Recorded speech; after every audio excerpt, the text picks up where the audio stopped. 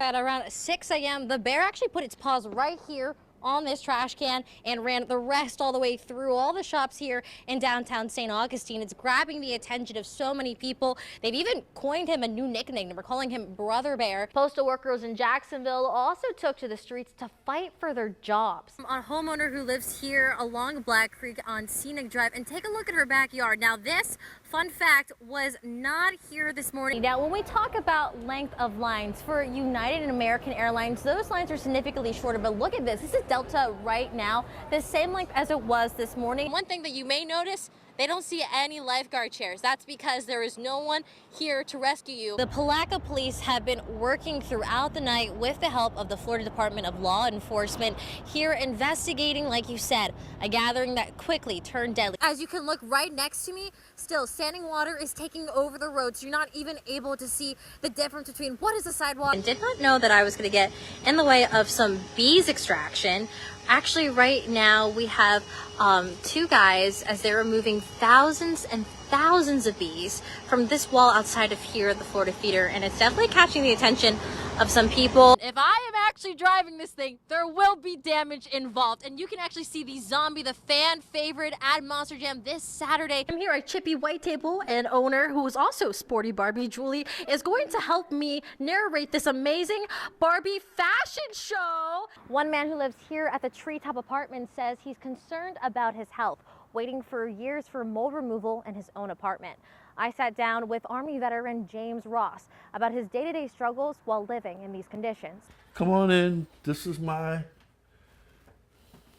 quiet home. James Ross has called Treetop Apartments home for 4 years and says lately he's been living with an unwanted roommate. All the stuff that was in my walk-in closet was full of mold. This is a sample he's collected over 2 days, and when the Petri dish came back from the lab, it's showing how Ross is breathing in 5 different types of mold. You see that? Jacksonville's Municipal Code Compliance Division confirmed there is mold and mildew inside of James's apartment. He believes he's been living with mold for the past 2 years. A pipe or something busted and it flooded my whole apartment. Not once, but twice, 2 months in a row. Although the pipes have been patched and the water has dried since his apartment flooded in the fall of 2022, left behind are these black shadows on the walls. After about 6 months, I started coughing, having nosebleeds, sore throats. After every maintenance appointment, he discovered more contamination spreading throughout his apartment.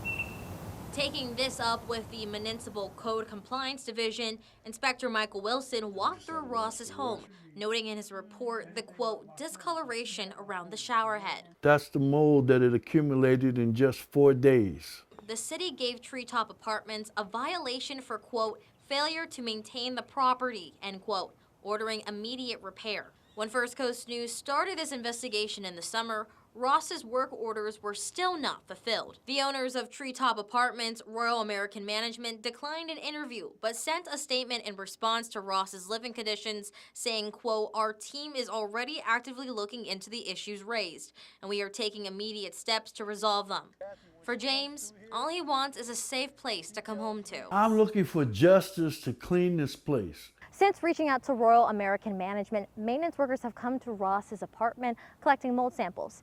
They say if they find anything, they will, quote, mark it as uninhabitable and find alternative living arrangements.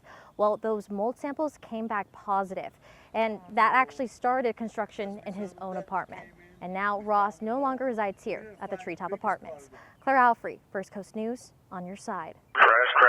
This is Alert 3. When watching the Black Hawk helicopter come down, Keith Maynard had flashbacks of his own time in the same cockpit. Crash. This is Alert 3. It's considered the worst domestic aviation crash in nearly a quarter century.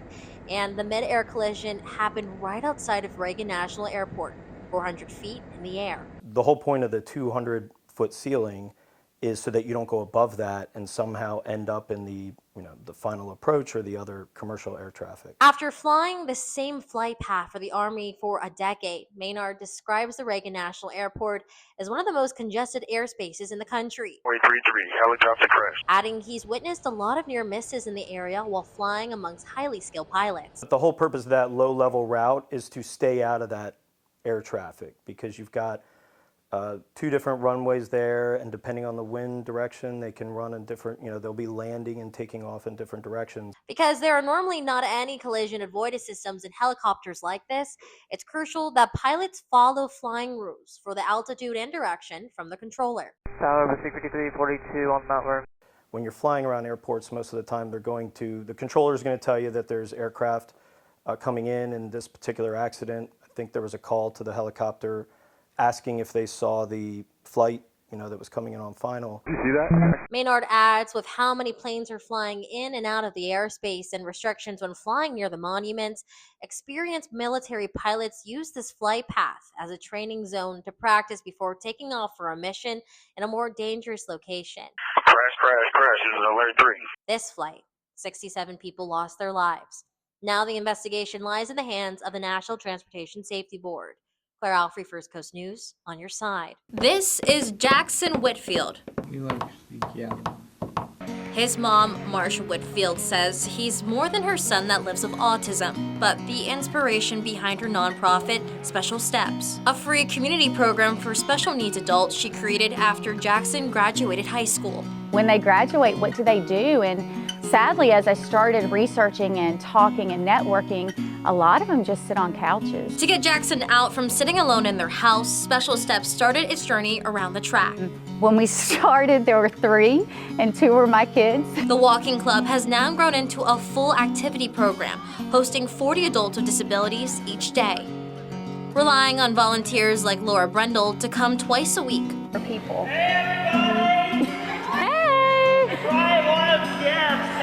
All to help give each participant something to look forward to every Tuesday and Thursday. She recognized that need of other people who had children with special needs. Marsha created a space not only for her sons, but for other people like Peyton Wright to feel like they belong. Special Steps is a great place for people with autism. Whatever their disability is, it doesn't stop them from being worthy of a community. Giving her son Jackson people who will always walk beside him. In Camden County, Claire Alfree, First Coast News, on your side.